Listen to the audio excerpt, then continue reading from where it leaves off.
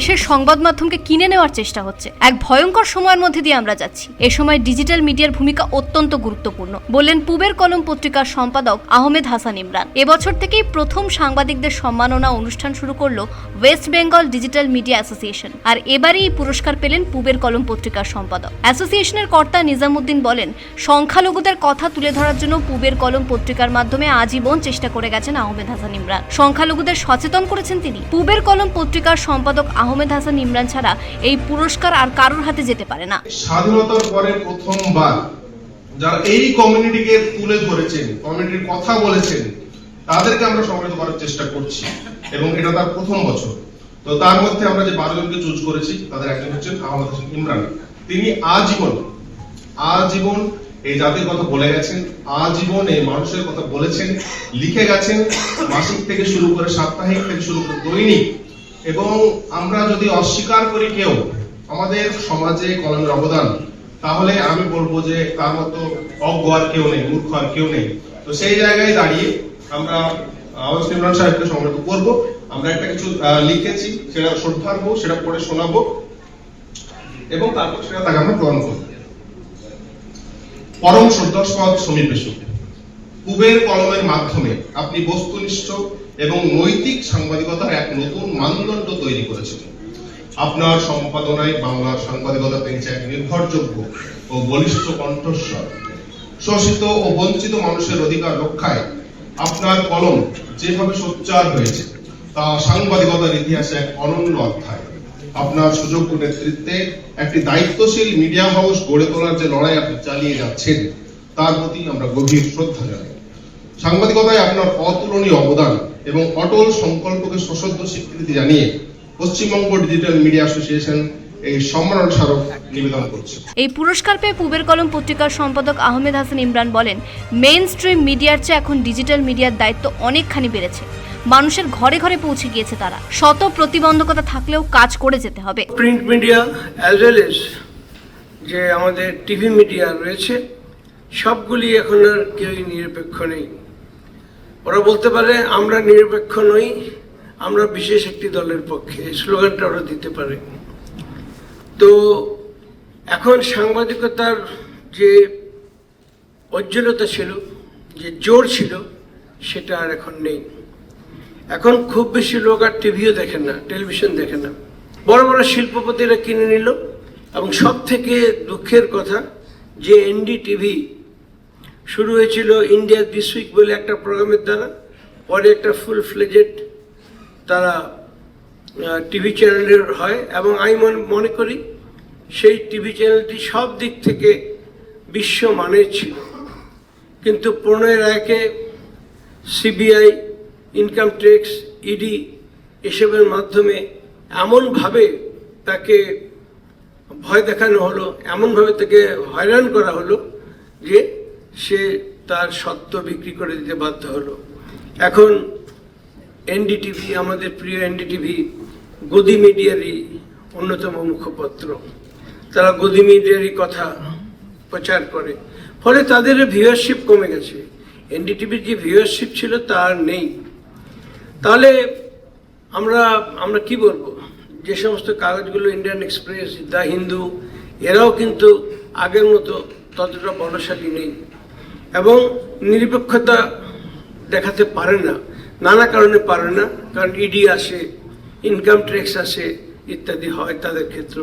সাংবাদিকরাই একটা বিশেষ মহলের বিশেষ দৃষ্টির সামনে রয়েছে, সেটা আমরা সকলেই জানি যারা একটু খবর রাখি।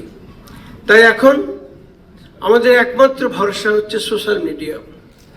এবং আমি সোশ্যাল মিডিয়া দেখি এবং আমাদের যে জাতীয় সোশ্যাল মিডিয়াগুলো আছে তারা এত ভালো খবর করছে যে খবরগুলো গদি মিডিয়াতে কোনো চান্সের কোনো স্থানই পায় না, পেলেও 4 লাইনের, তারা সেগুলোকে তুলে ধরছে।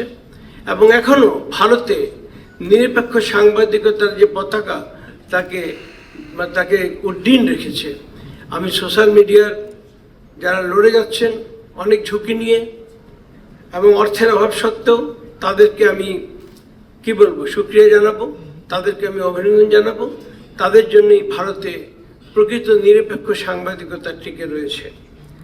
এবং এখানেও আমি দেখতে পাচ্ছি যে আমাদের ভাইরা West Bengal digital media association করেছে, খুব ভালো কথা, আপনারা করুন।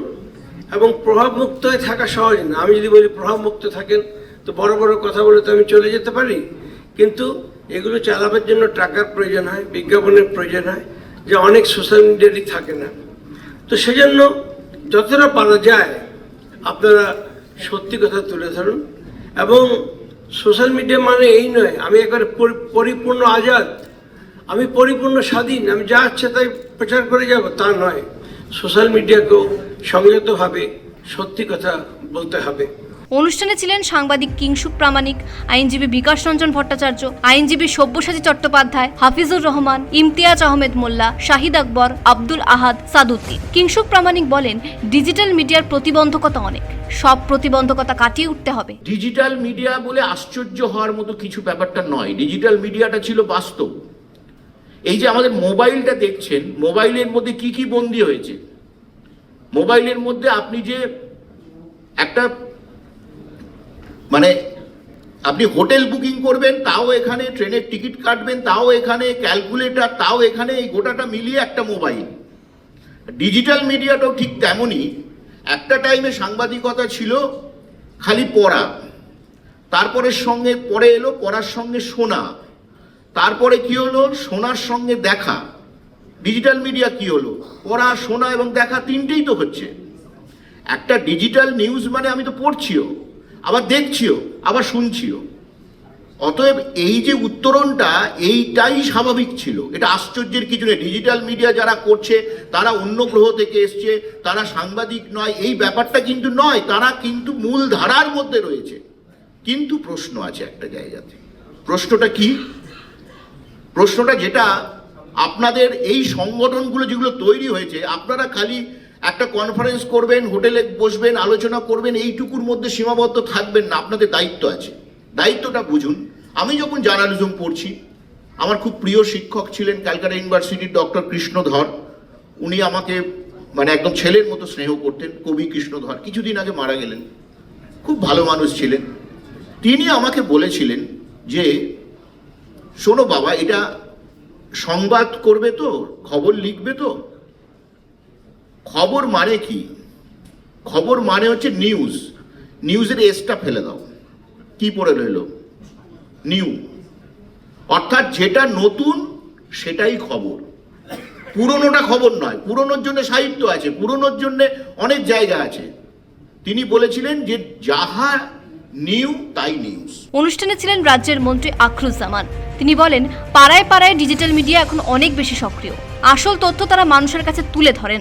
যে পজিটিভ দিকটা, যেটা সমাজ গঠনের ক্ষেত্রে, সমাজকে সঠিক বার্তা দিশা দেখানোর ক্ষেত্রে যে নিউজগুলো করলে সমাজে সঠিক বার্তা যাবে, এবং কাউকে শুধু ব্ল্যাকমেলিং করার জন্য নেগেটিভ সাইডটাকে তুলে ধরে তাকে কি করে ছোট করা যায়, এই যদি মানসিকতা থাকে, তাহলে কিন্তু আমার মনে হয় যে সাংবাদিকতা সেই জায়গাটা কিন্তু নয়।